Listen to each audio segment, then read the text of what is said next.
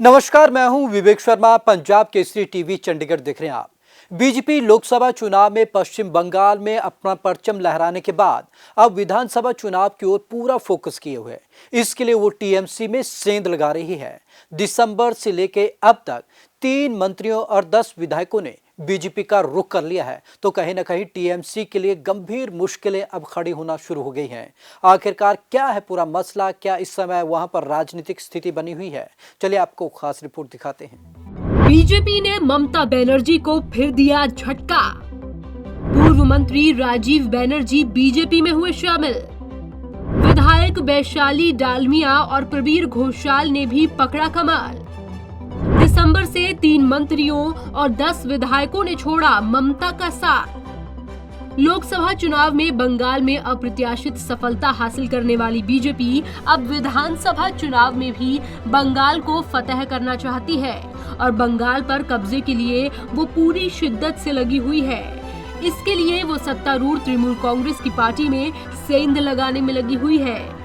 BJP एक के बाद एक तृणमूल कांग्रेस के मंत्रियों, विधायकों, पूर्व मंत्रियों को अपने पाले में शामिल कर रही है और रह रहकर ममता बनर्जी को झटके दे रही है। शनिवार को बीजेपी ने फिर टीएमसी के किले में सेंध लगाई। टीएमसी के 5 नेता बीजेपी में शामिल। पश्चिम बंगाल के पूर्व मंत्री राजीव बनर्जी और विधायक वैशाली डालमिया ने शनिवार को भाजपा ज्वाइन कर ली। उनके साथ विधायक प्रबीर घोषाल, हावड़ा के पूर्व मेयर रतिन चक्रवर्ती, रानाघाट के पूर्व मेयर पार्थ सारथी चटर्जी के अलावा एक्टर रुद्रनील घोष ने भी भाजपा का दामन थाम लिया। शाह से मुलाकात के बाद थामा बीजेपी का दामन। इससे कुछ देर पहले सभी ने गृह मंत्री अमित शाह से मुलाकात की थी। टीएमसी छोड़ चुके 5 नेता भाजपा के बंगाल प्रभारी कैलाश विजयवर्गीय और सांसद मुकुल रॉय के साथ दिल्ली पहुंचे थे। राजीव बनर्जी ने तृणमूल से नाता तोड़ा। राजीव ने शुक्रवार को ही तृणमूल कांग्रेस से किनारा कर लिया था। उन्होंने मुख्यमंत्री ममता बनर्जी को अपना इस्तीफा भी सौंप दिया था। 22 जनवरी को उन्होंने वन मंत्री का पद भी छोड़ दिया था। राजीव हावड़ा जिले के डोमजोर विधानसभा क्षेत्र से विधायक थे। प्रबीर घोषाल का भी इस्तीफा। 26 जनवरी को उत्तरपाड़ा के टीएमसी विधायक प्रबीर घोषाल ने हुगली जिले की कोर कमेटी और प्रवक्ता पद से इस्तीफा दे दिया था। प्रबीर पिछले कई दिनों से पार्टी के कामकाज के तरीकों पर सवाल उठा रहे थे। प्रबीर उत्तरपाड़ा से विधायक हैं। वैशाली को पार्टी ने निकाला। इससे पहले 22 जनवरी को टीएमसी ने विधायक वैशाली डालमिया को बाहर का रास्ता दिखा दिया था। उन पर टीएमसी ने पार्टी विरोधी गतिविधियों में शामिल होने का आरोप लगाया था। वैशाली बल्ली विधानसभा सीट से विधायक हैं। उन्होंने हाल ही में कहा था कि पार्टी में ईमानदार और कर्मठ लोगों की कोई जगह नहीं है। वैशाली बीसीसीआई के पूर्व अध्यक्ष जगमोहन डालमिया की बेटी हैं। 1 महीने में 3 मंत्रियों ने पद छोड़ा। बीते 1 महीने में ममता सरकार के 3 मंत्री पद से इस्तीफा दे चुके हैं।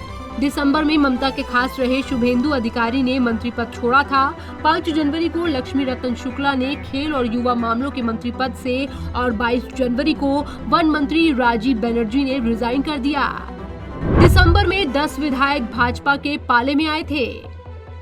19 दिसंबर को शुभेंदु के साथ ही सांसद सुनील मंडल, पूर्व सांसद दशरथ तिर्की और 10 विधायकों ने भाजपा ज्वाइन की थी। इनमें 5 विधायक तृणमूल के ही थे। 30 मई को खत्म हो रहा सरकार का कार्यकाल। ममता बनर्जी सरकार का कार्यकाल 30 मई को खत्म हो रहा है, लिहाजा अप्रैल मई में ही विधानसभा की 294 सीटों के लिए चुनाव करवा लिए जाएंगे। पंजाब केसरी टीवी चंडीगढ़ के लिए ब्यूरो रिपोर्ट।